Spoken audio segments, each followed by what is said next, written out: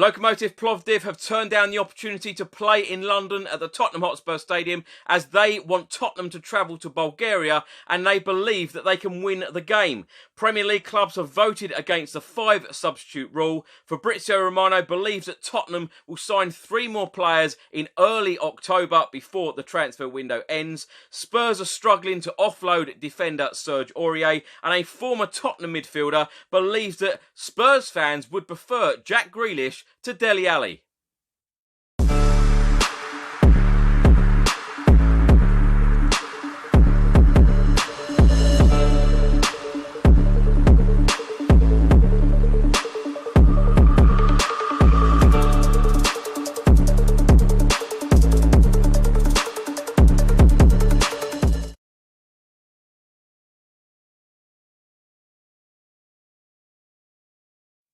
Welcome back to another video. Hope you're all keeping safe and well. Today is Thursday, the 3rd of September. I'm going to go through all of the Tottenham news, all of the rumours and all of the reports from the last 24 hours.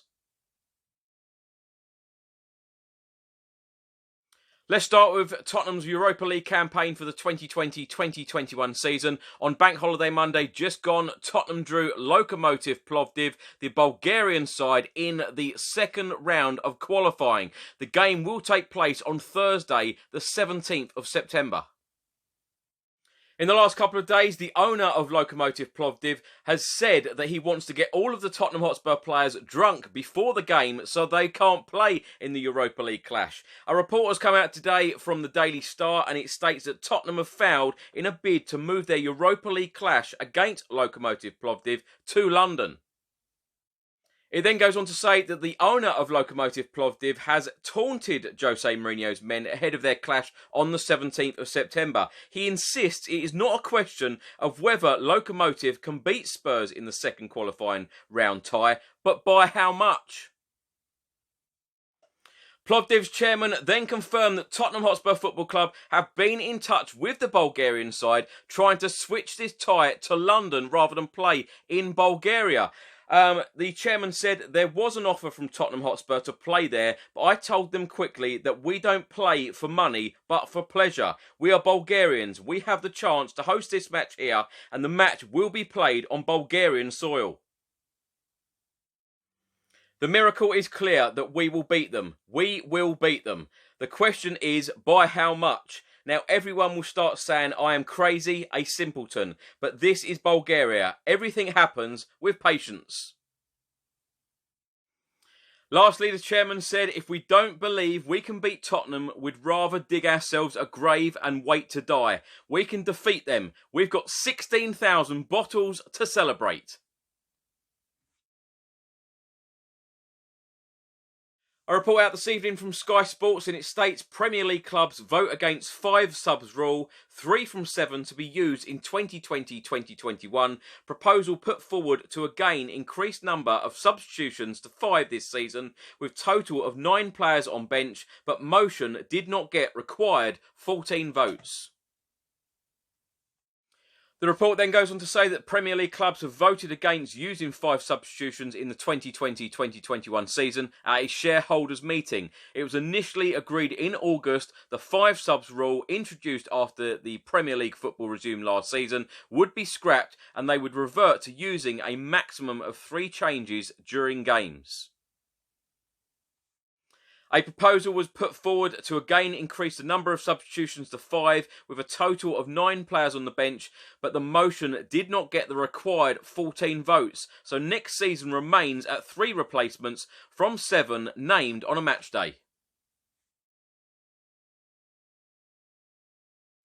Last night, Italian journalist Fabrizio Romano was talking to the Last Word on Spurs podcast all about the business that he expects Tottenham Hotspur to do before the transfer window ends in early October.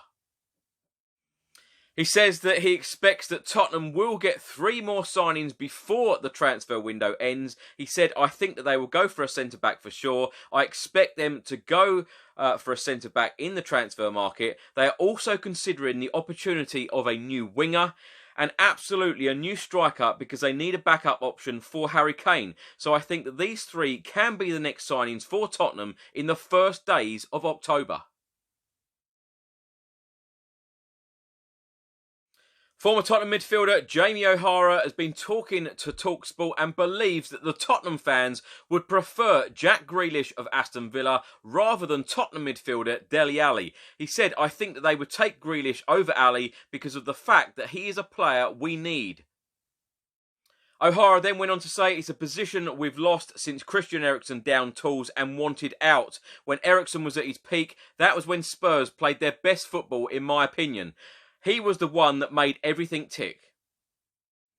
Dele Alli is a different player. He's not going to make those things happen. He's not going to create. He's not going to hit those key passes. He likes to go beyond the back four. He's the runner like Frank Lampard. He'll get in the 6-yard box and score you goals. He's a different player to what Jack Grealish is, but I think Grealish is a player that Spurs need in that position." So if they needed to open up a budget and Dele Alli was the player another club wanted and the situation they can sign Grealish, but they have to get rid of Dele Alli, I think Spurs fans would take that. Please do let me know your thoughts in the comments section below. Do you agree with Jamie O'Hara? Would you like to take Jack Grealish and then sell Dele Alli? What are your thoughts? Former Tottenham and England goalkeeper Paul Robinson has come out and said that Dele Alli really needs to concentrate on his career right now if he wants a place for England in next year's Euros. Robinson said Dele Alli is not going to get in the England squad if he's not playing games. It is as simple as that. He needs to concentrate on his own fitness and his own form to get that right. If he gets everything right at club level, then England will follow. When Jose Mourinho came in, it looked like manager and player were the perfect fit, but it is an important season for him. The manager is now moulding the squad into what he wants, and Dele Alli has to make sure he is part of that plan.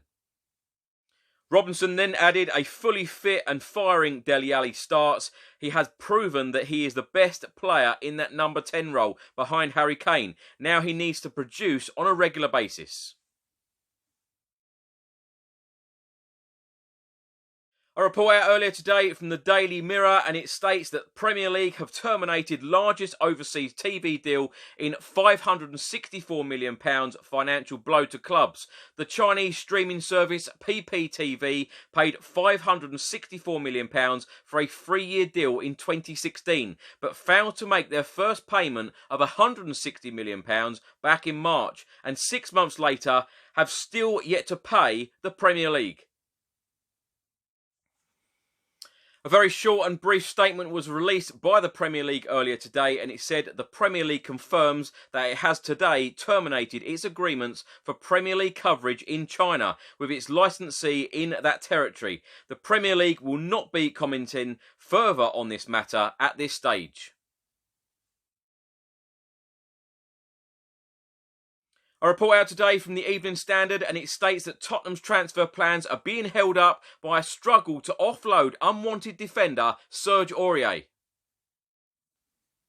Matt Doherty's arrival from Wolves has now left Serge Aurier surplus to requirements, but AC Milan's interest in the Ivory Coast international has now cooled, with Spurs keen to recoup the £23 million they paid Paris Saint-Germain 3 years ago.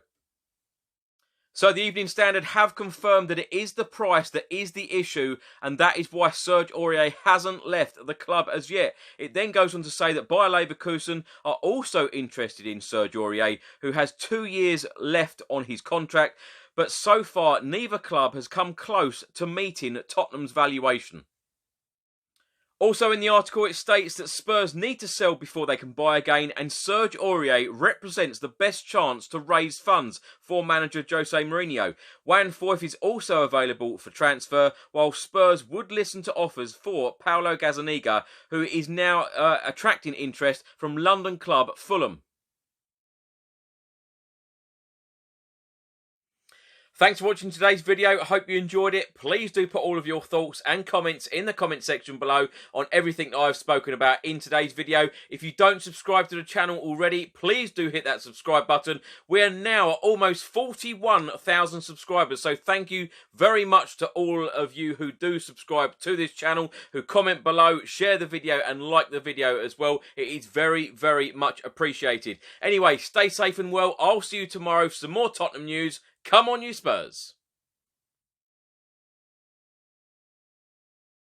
So I hope you've enjoyed today's video. If you like the shirt I've been wearing in today's video, you can order one of these shirts and many, many more from toffs.com. You can also get in touch with them by email. It is enquiries@toffs.com. All of the links are in the description box below this video. They have an absolutely superb range of retro Tottenham shirts, so don't miss out.